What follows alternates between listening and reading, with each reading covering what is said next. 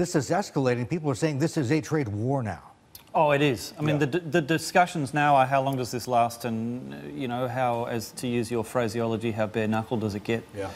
But we're in the midst of one now, and I think the fact that a country has done what many people thought was unthinkable does, you know, open Pandora's box to some degree. Okay, and Pandora's box open. Where do we go after this? Because Zoe and I were talking about how, in terms of tariffs, I mean, in terms of you know, trade flows, it's finite, right? They can only tariff, if you can use it as a verb, so much. After that, they need to think about other stuff.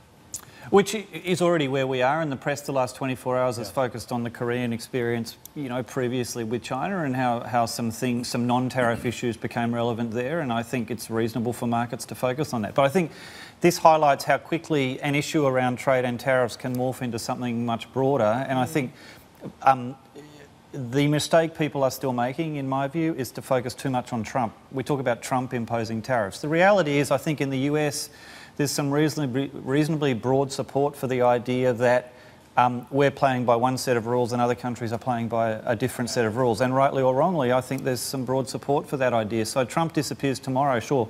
The rhetoric changes and the conversation changes.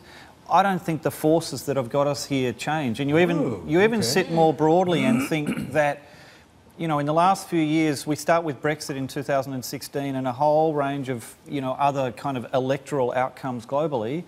You know, voters in many countries have been saying they're just a bit more suspicious about a whole bunch of things that we used to take as kind of preordained, and one of those is free trade. So why there's this kind of continued high level of surprise that, oh my goodness, I can't believe this is happening. You shouldn't be surprised, in other words. So does that mean the market is completely mispricing this, and has been for some time? Oh, some time, absolutely. The last few days have got us closer, but of course we don't just have trade friction. We've got, you know, what I like to call a triple tightening in the US. We've got the Fed's tightening program, we've got the unwind of QE, and we've got this massive stimulus. I mean, the US Treasury is going to have to issue $4 to $5 trillion in debt this year to fund the fiscal deficit. More supply is going to push yields up. Well, at the same time as the biggest buyers stepping away from the market. There is a crowding out problem, not just in the US, but globally. So what happens? Well, there's a shortage of dollars.